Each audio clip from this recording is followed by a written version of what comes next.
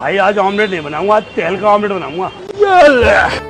जय जगन्नाथ सांग मैंने मु दिलीप स्वागत करछि आपण मानकु आउ गोटे नुआ ब्लॉग को ड्यूटी सारी के फेरु फेरु गोटे गुप्त सूत्र खबर मिलला कि ई पाखरे एक पड़िछि खाइबा मेला पुणे भद्रकिया खाइते जीवेनी एटा इम्पॉसिबल। मेरे को जाना पड़ेगा।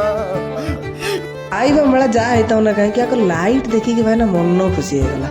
मेला पई एते बढ़िया लाइटिंग बा। एबे हमें एंट्री गेट सामने रे गेट रू गोटे हीरो भलिया एंट्री मारी की खाइबा संधान रे सीधा। अरे भाई ये कौन? ये तो काई चटनी। हे भगवान, अरे भाई ये कौन?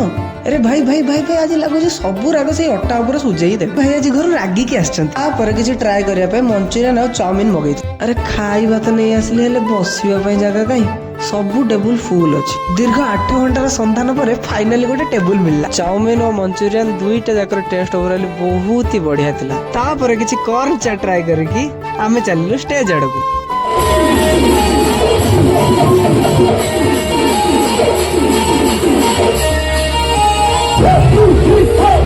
फाइनाली बुला बुली खाइबा पीबा सब सारी की एंजॉय करके आमे सीधा गेट रु बाहर को बाहरी आसिलु। फाइनाली मेला बुला सरला, हम घर को जीवा टाइम भी हो गला।